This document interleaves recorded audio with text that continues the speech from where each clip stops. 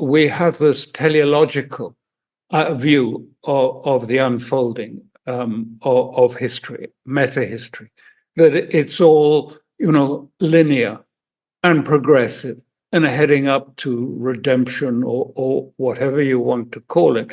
But this sort of sense of moving in an inevitability was overlaid then by this end of history meme after the collapse of the Soviet Union, and then became sort of embedded in it that everything is converging on, if you like, a Western liberal vision of the future for everybody.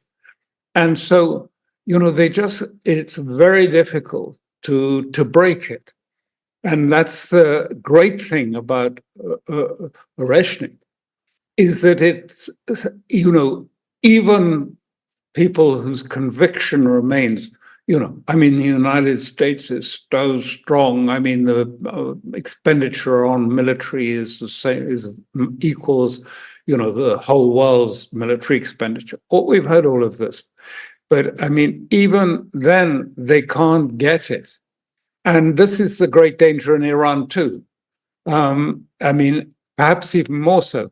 Iran has made 2 demonstrations to show that they have real military capabilities that the West does not attribute to them, that they have real technical capacity, and that they have innovated, just as Russia has innovated a new weapon that changes the whole. Iran, over 20 years, has innovated a revolution in warfare, a different type of warfare.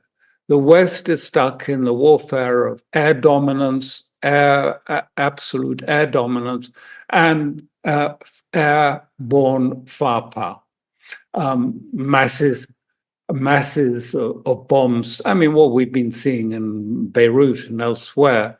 20 years ago, they started thinking, well, what do you do about this? How do you match it? And they've come up with a solution.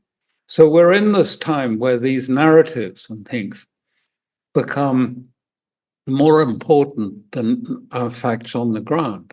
And it's very hard to persuade the West because I say, this sort of linearity and this conviction, deep conviction, which in a sense is eschatological, that the West, is on the path and the runway to paradise, and we're all going to follow in that path.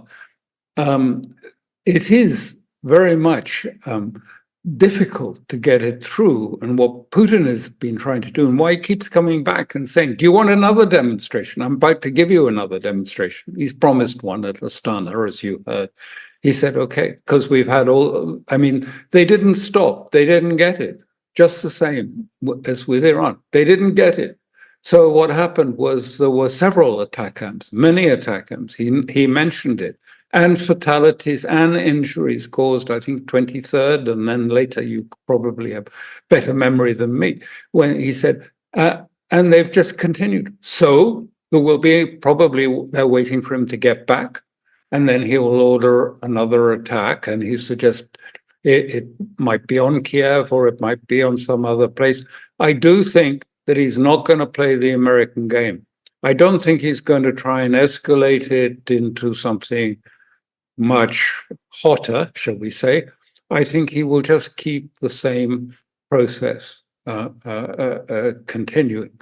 He's trying to manage the American psyche as much as the American weapons.